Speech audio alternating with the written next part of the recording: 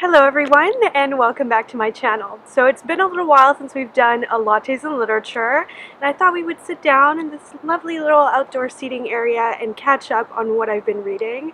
So I hope that the sound and everything is okay out here, but it's just a casual video and I just want it to be outside on this beautiful day and tell you first of all about the last book that I read. So I am just a teeny bit biased about this one because Isabelle Laflèche is kind of a virtual friend of mine. I absolutely loved her original series, which was about a French-speaking lawyer who moved to New York and her adventures, and that series was her more kind of adult series. This is her series that is aimed more at young adults. So while the J'adore New York series focused on Catherine Lambert, who was a lawyer, and her adventures, it was kind of like a little bit Sex and the City-esque, but definitely more of a legal perspective. Isabelle Laflèche herself is a lawyer by training, so it kind of talked a little bit from that perspective, and this book is very different from that.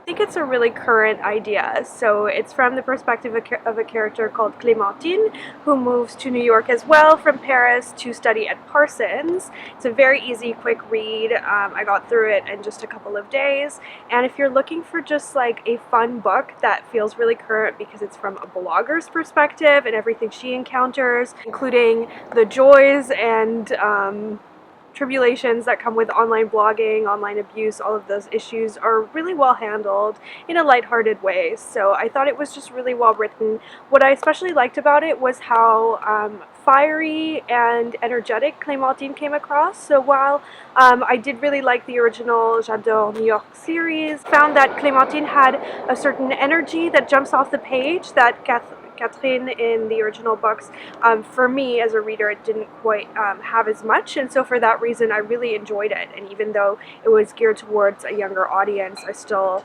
I don't know, I really liked the character and I thought she was really something different.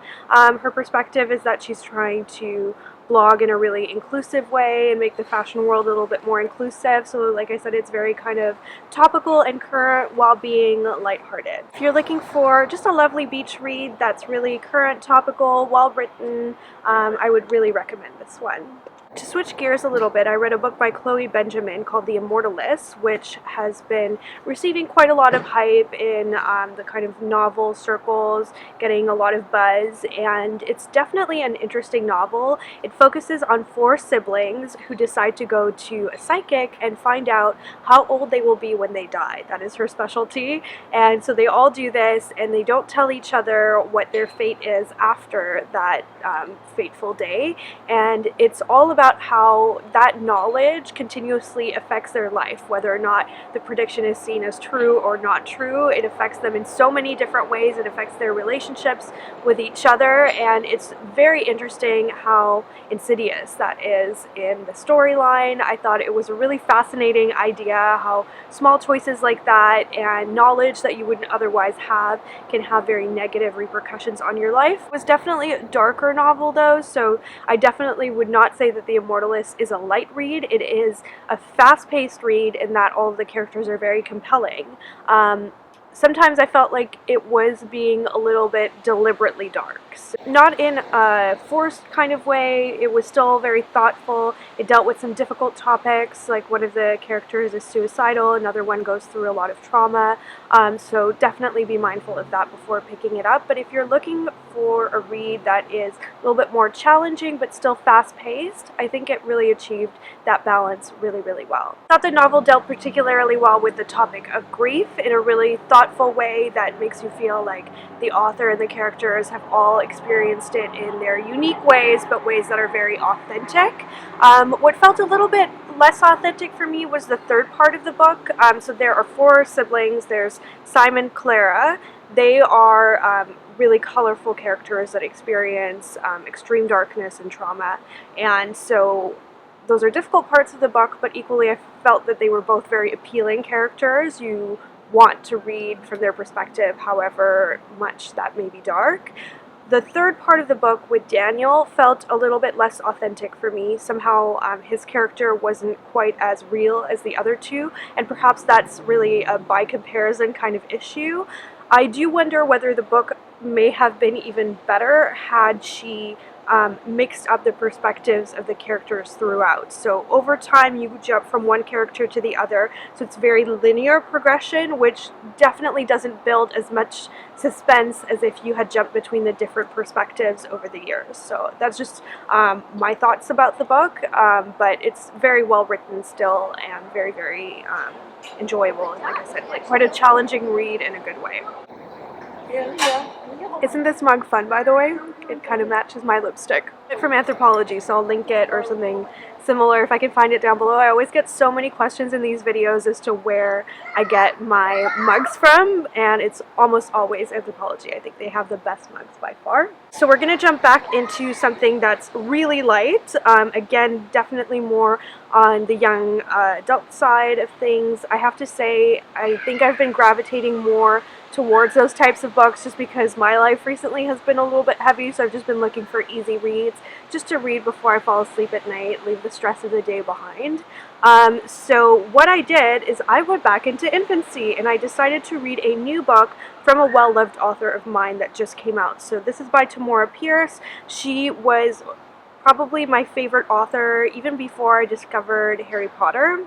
So this is her new series. It's called Tempest and Slaughter. It's the Cashmere Chronicles, I think it's called, from the perspective of a very well-loved character from the Immortals trilogy, which I'll get to in a second. So what this is, though, is it's very much like a prequel kind of series, and it's sort of unusual to me that an author would make an entire series out of a prequel type situation where you kind of know what is going to happen in that universe. Usually it's just one book, and most often it tends to be a flop. I'm thinking back to like the Hannibal Lecter series, for example, where the prequel was just like really like a very sad comparison with the full series.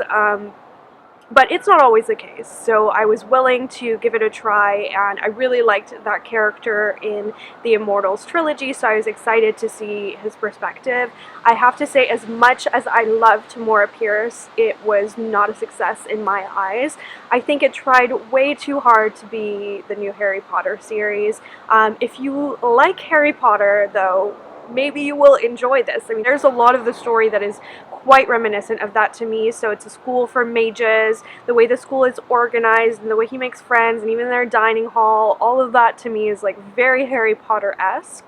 And that can be fun, but what I found is that the description of the school and the different teachers just wasn't as alive to me as any kind of series like Harry Potter. I think, in my opinion, while the plot felt like it was building very slowly towards something interesting, the descriptions of the daily life in the school and his making friends and new characters, and especially relationships with the different teachers, felt really flat. I just didn't really get into it at all, and so it felt like a real drag, and for a young adult novel it felt like surprisingly difficult to get through. The Immortals series, to me, is kind of the archetype of everything that I like about fantasy. So everything I've ever read in that kind of genre is always in my mind, I think subconsciously, a little bit compared to it. I really, really enjoyed this series. Even if you're not normally into young adult or even into fantasy, you might surprise yourself and really enjoy it. So it's about a character called Viralidane, I think her full name is. Anyway, throughout the whole series, she's just called Dane. She has a love affair with the grown-up version of the character that I just talked about in that new series, Cashmere.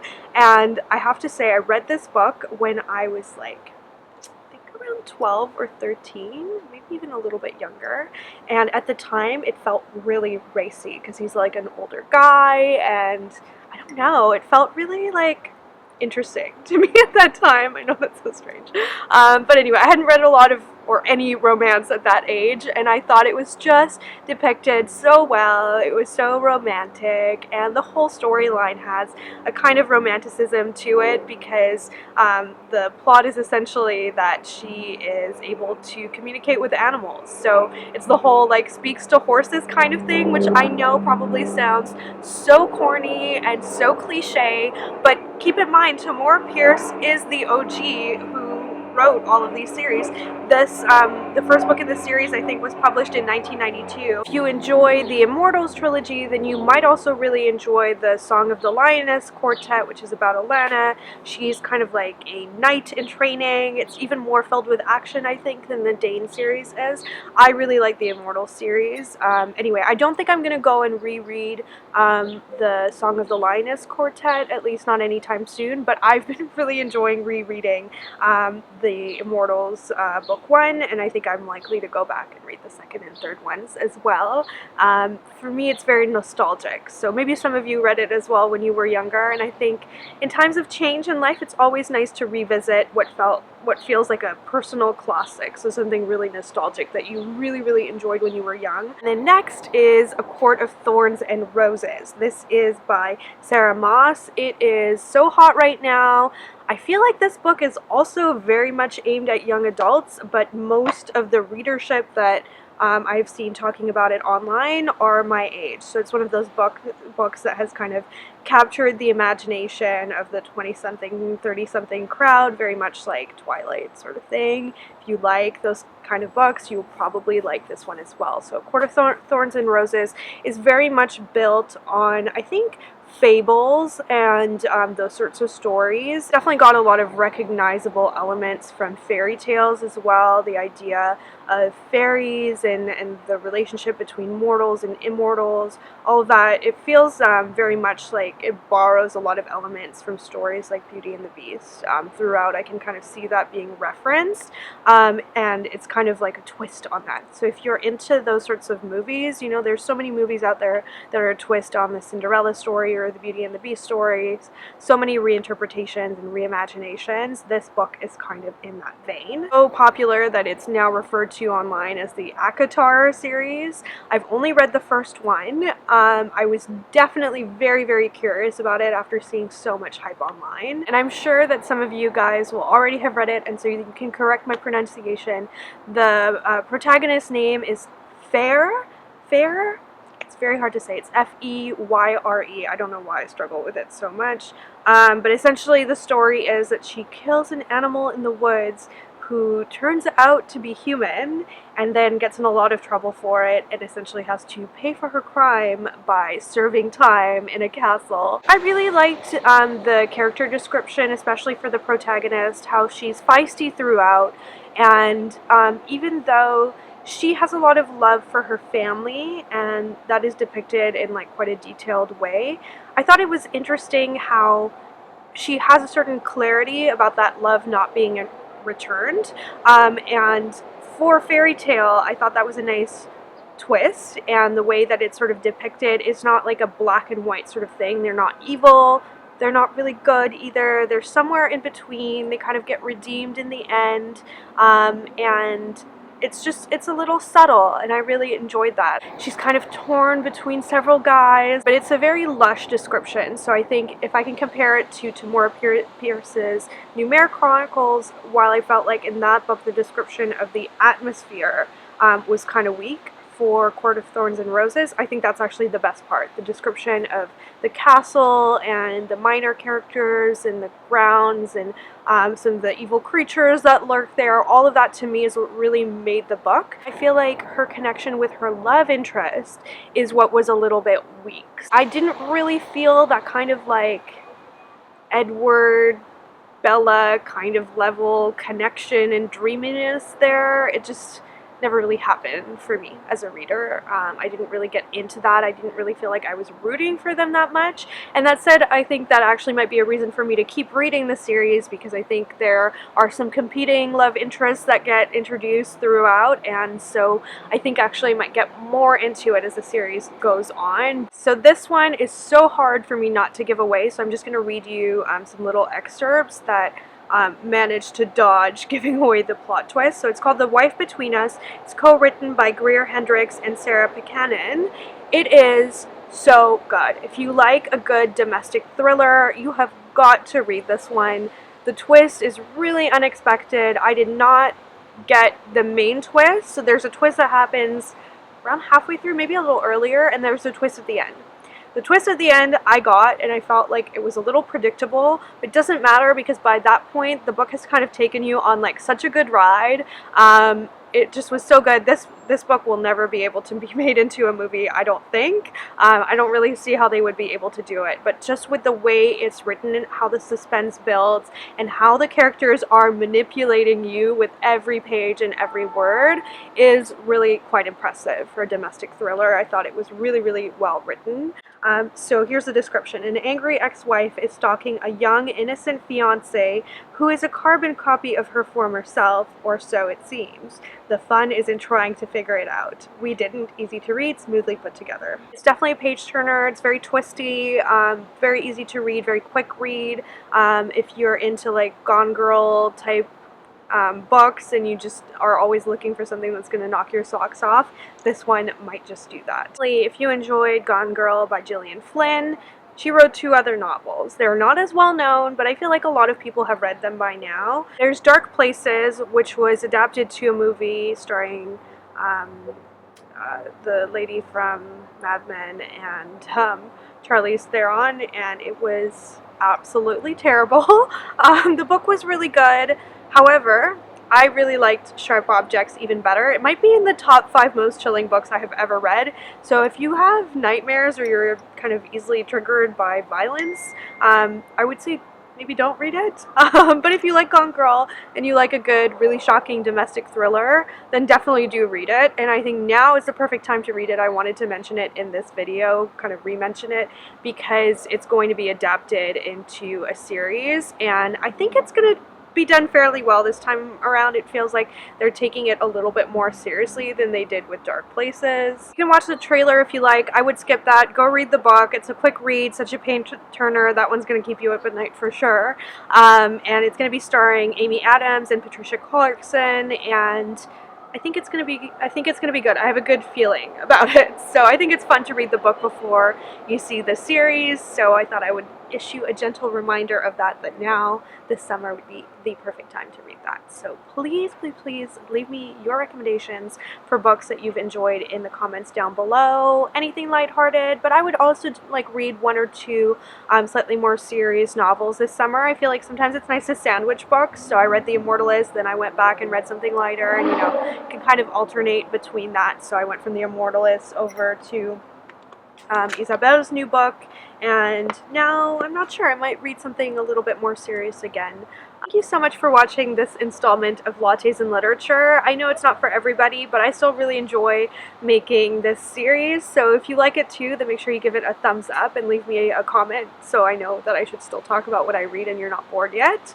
Thank you so much for watching, and I will see you in my next installment on style.